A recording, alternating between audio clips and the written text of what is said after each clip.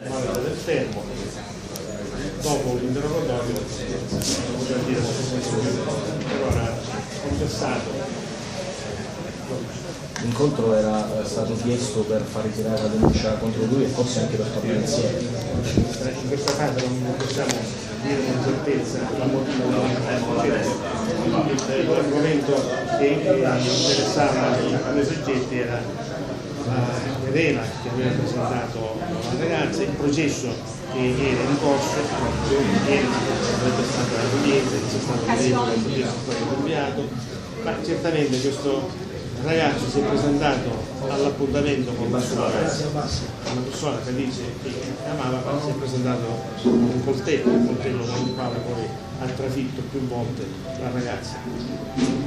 Il consiglio che è d'obbligo dare, ripetere, più volte è stato esternato, è quello di evitare alle donne, alle ragazze di incontrare questi uomini in luoghi isolati e da soli, perché se questo incontro fosse avvenuto a luogo pubblico in presenza di altre persone, a questa tragica fine e non si sarebbe più.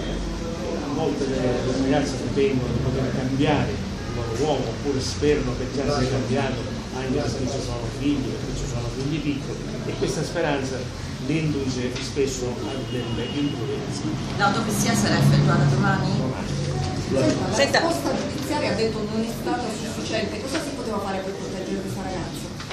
Guardi, si tratta di fatti di gran parte, che quando si è effettuato un allontanamento della donna, si è portata in una località protetta, in una struttura protetta, in una casa famiglia, spesso le donne si allontanano, si sono allontanate dopo 1 o 2 settimane e sono tornate dal loro mondo, con quella speranza che sia cambiato che possa cambiare.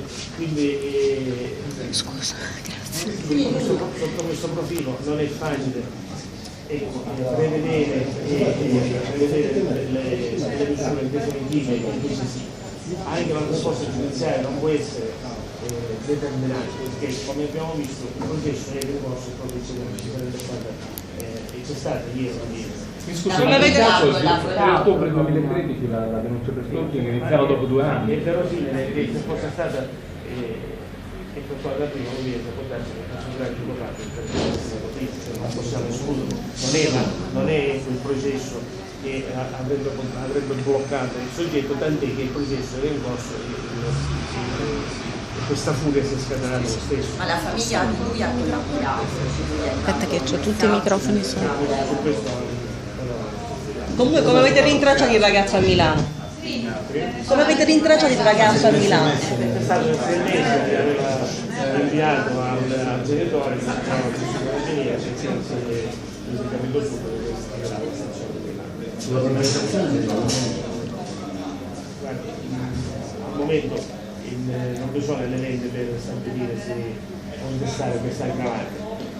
Ripeto, il ragazzo si è presentato all'appuntamento con la sua ragazza con un tempo adeguato poi a ucciderla in modo veramente orribile, perché sono state moltissime cose. L'arma ancora deve essere.